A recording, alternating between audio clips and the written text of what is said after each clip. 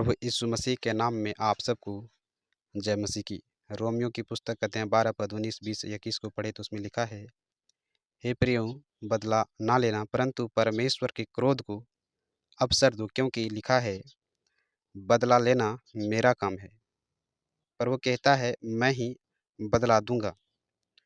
परंतु यदि तेरा बैरी भूखा हो तो उसे खाना खिला, प्यासा हो तो उसे पानी पिला, क्योंकि ऐसा करने से तू उसके सिर पर आग के अंगारों का ढेर लगाएगा।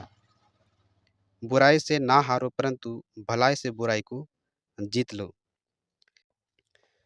भाइयों और बहनों, आज की दुनिया में हर कोई किसी न किसी के द्वारा ठेस खाया हुआ है। किसी ने धोखा दिया है, किसी ने अपमान किया है, किसी ने गलतफहमी फैलाई है और हमारे दिल में न्याय की आग को जला दिया है।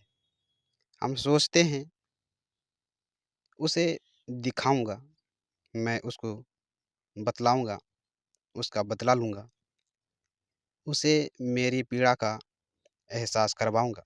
परंतु बाइबल हमें सिखाती है, बदला लेना मनुष्य का कार्य नहीं, यह परमेश्वर का कार्य है। हमारा परमेश्वर न्याय का परमेश्वर है।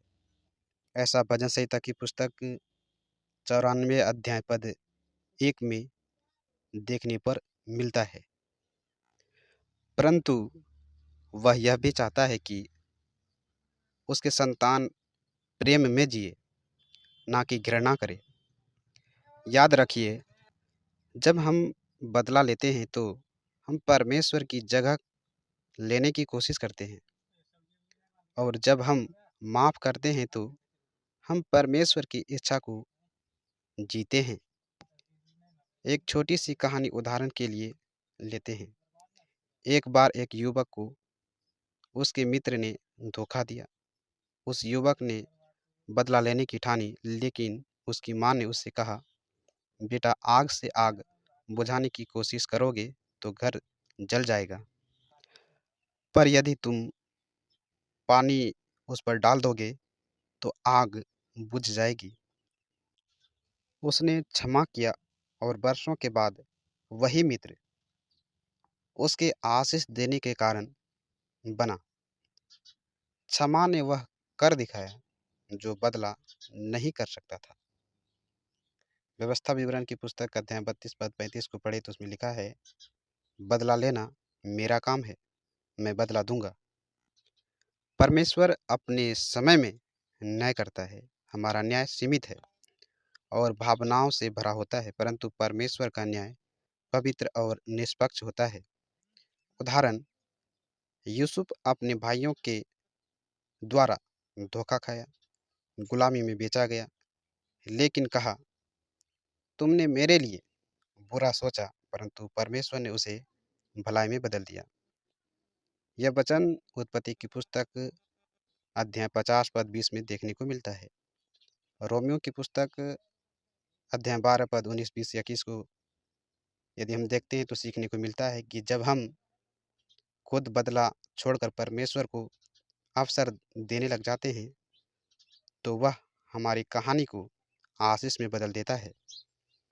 जब हम किसी से द्वेष रखते हैं तो हम उसके कैदी बन जाते हैं। बदले की भावना आत्मिक शांति को नष्ट कर देती है, प्रार्थना को रोकती है और आशीष के द्वार को बंद कर देती है। यदि हम मत्ती की पुस्तक अध्याय 6 पद 14-15 को पढ़े तो उसमें लिखा है, यदि तुम मनुष्यों के अपराध को क्षमा करोगे तो तुम्हारा स्वर्गीय पिता तुम्हारा अपराध भी क्षमा करेगा। क्षमा करना कमजोरी नहीं बल्कि आत्मिक सामर्थ्य का चिन्ह है। प्रेम से बुराई पर जय पाना है। यदि आप बैरी को भूखा देखे तो उसे खाना खिलाएं, यदि प्यासा हो तो पानी पिलाएं।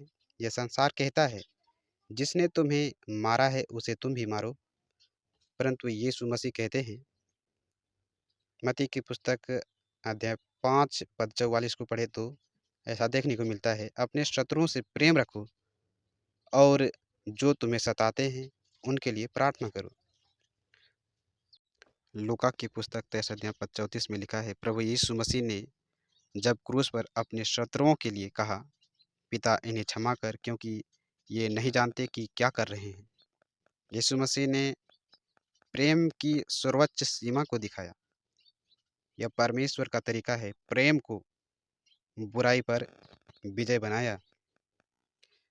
जब हम प्रेम करते हैं तो हम शत्रु को आत्मिक रूप से लज्जित करते हैं। नीति वचन की पुस्तक अध्याय 25 पद 21-22 को यदि हम पढ़े तो उसमें लिखा है, क्योंकि ऐसा करने से तू उसके सिर पर अंगारों का ढेर करेगा। इसका अर्थ है, जब हम अपने शत्रु के प्रति भलाई करते हैं तो आत्मा उसकी आत्मा अपराध को बोध करती है और पश्चाताप की आग उसके अंदर जलना शुरू कर देती है। वह सोचने पर मजबूर होने लगता है कि मैंने इससे बुरा किया, फिर भी इसने मुझसे भलाई क्यों किया।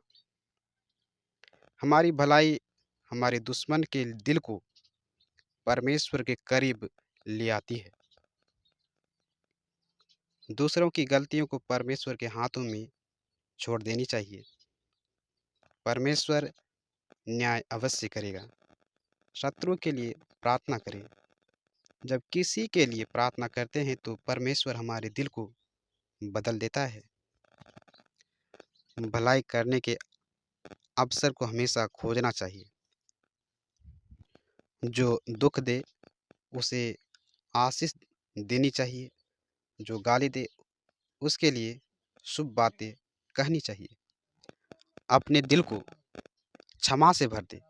जब हम बदला लेने से इनकार करते हैं और प्रेम चुनते हैं तो हम इस संसार में मसीह के स्वरूप को प्रदर्शित करते हैं।